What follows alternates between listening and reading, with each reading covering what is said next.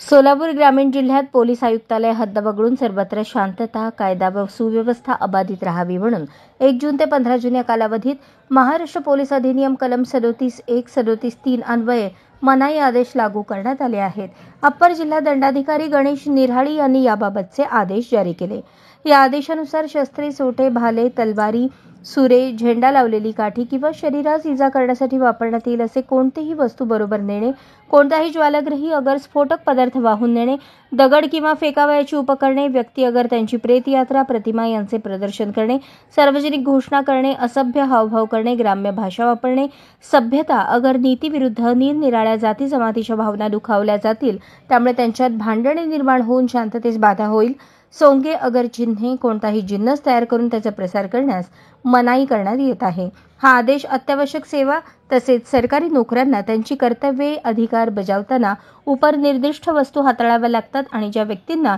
जिल्हा दंडाधिकारी, पोलीस अधीक्षक, ग्रामीण उपविभागीय दंडाधिकारी, उपविभागीय पोलीस अधिकारी, पोलीस निरीक्षक, दुय्यम पोलीस निरीक्षक यांनी दिलेल्या परवानगीस लागू होणार नाहीत.